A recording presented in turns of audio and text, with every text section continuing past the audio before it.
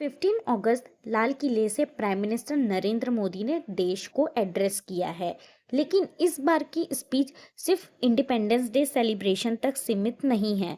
Prime minister Modi ने विकसित भारत 2047 का विजन सामने रखते हुए इकोनॉमी, टेक्नोलॉजी, एनर्जी, डिफेंस और नेशनल डेवलपमेंट को लेकर कई सारे अनाउंसमेंट किए हैं। तो एग्जैक्टली क्या अनाउंसमेंट हुआ है और इन अनाउंसमेंट में आम आदमी और इंडिया के फ्यूचर पर क्या इम्पैक्ट होगा, चलिए समझते हैं। Hello everyone, welcome to my channel study MV. चलिए समझते हैं प्राइम मिनिस्टर मोदी ने इंडिपेंडेंस डे 2026 स्पीच में क्या अनाउंसमेंट किए हैं।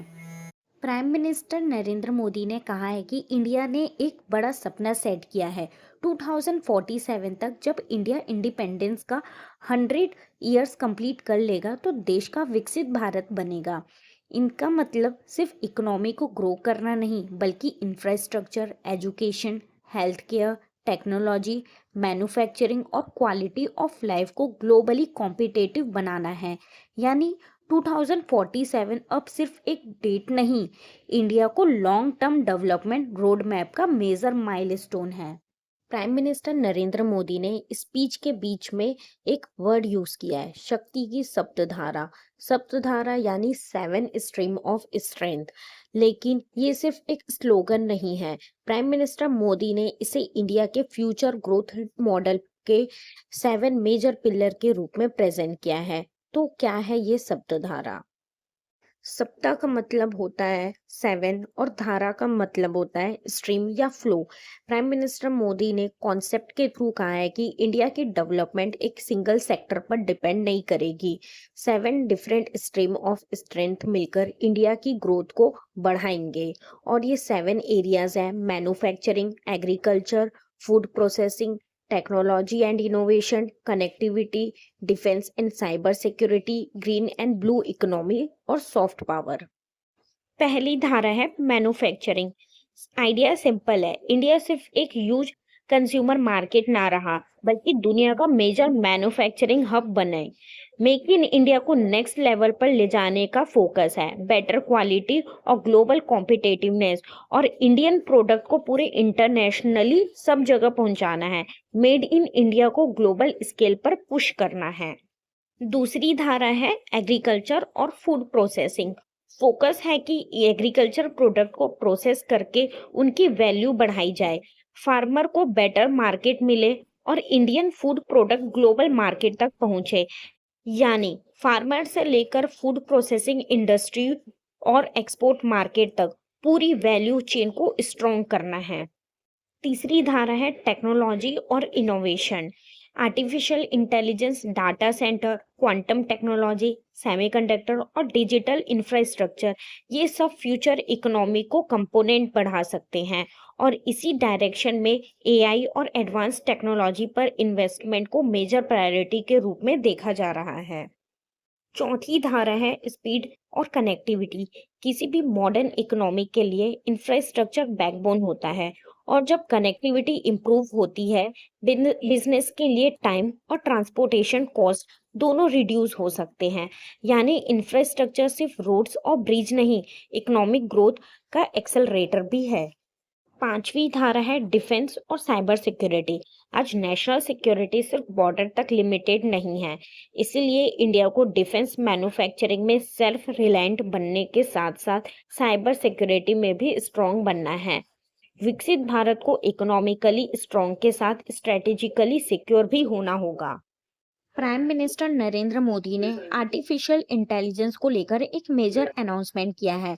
अगले 1 साल में 1 करोड़ यूथ को आर्टिफिशियल इंटेलिजेंस में ट्रेन करने का टारगेट रखा है। लेकिन क्वेश्चन है, 1 करोड़ यूथ को आर्टिफिशियल इंटेलिजेंस ट्रेनिंग देने की जरूरत क्यों पड़ रही है, और इसका इंडिया के फ्यूचर पर क्या इम्पैक्ट होगा? आर्टिफिशियल इंटेलिजेंस अब सिर्फ एक टेक्नोलॉजी नहीं है। एआई ऑलरेडी हमारे डेली लाइफ का एक पार्ट बन चुका है।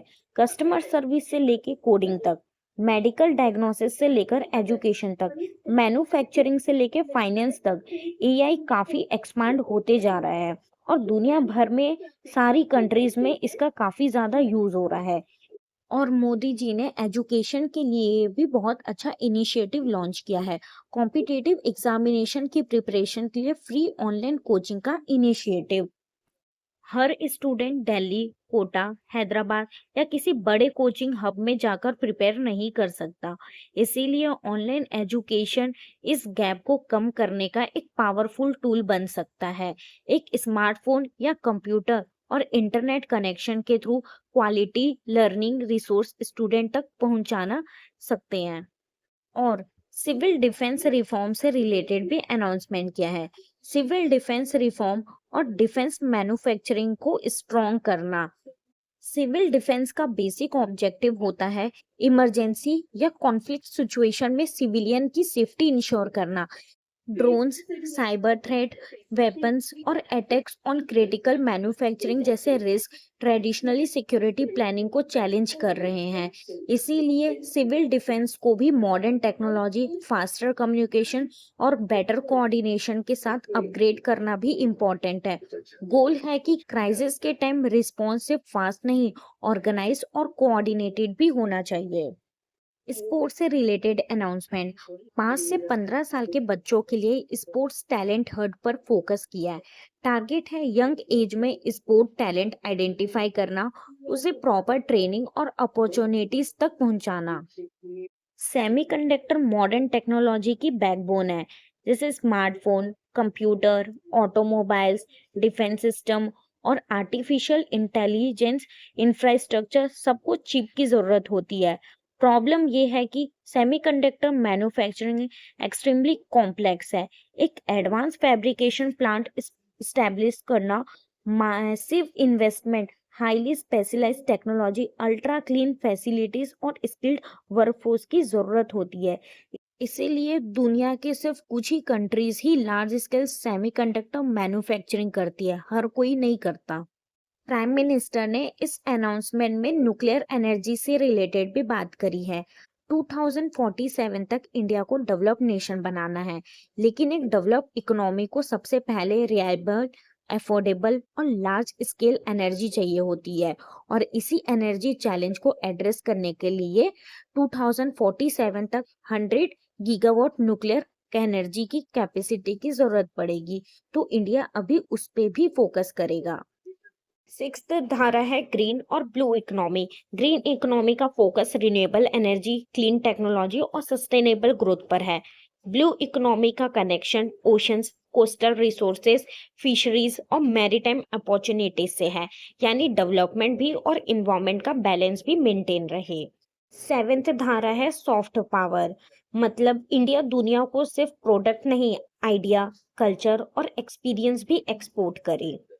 Nuclear power large scale electricity generate कर सकती है without directly producing carbon dioxide from electricity generation process से। इसी वजह से न्यूक्लियर एनर्जी को लो कार्बन एनर्जी ट्रांजिशन का इम्पोर्टेंट पार्ट माना जाता है। इंडिया अब multiple nuclear power project, reactor और सपोर्टिंग इंफ्रास्ट्रक्चर डेवलप करने पर फोकस करने वाला है। इन 7 धाराओं को एक साथ क्यों रखा गया है? क्योंकि डेवलपमेंट इंटरकनेक्टेड है। स्ट्रॉन्ग मैन्युफैक्चरिंग को टेक्नोलॉजी चाहिए, एग्रीकल्चर को फूड प्रोसेसिंग और कनेक्टिविटी चाहिए, टेक्नोलॉजी को स्किल्ड पीपल और इंफ्रास्ट्रक्चर चाहिए, इकोनॉमिक ग्रोथ को सिक्योरिटी चाहिए। इसीलिए सप्त धारा को एक इंटीग्रेटेड डेवलपमेंट फ्रेमवर्क के रूप में देखा जा सकता है। आपको सप्तधारा के 7 पिलर में सबसे इम्पोर्टेंट पिलर कौन सा लगा? कमेंट पे जरूर बताएं।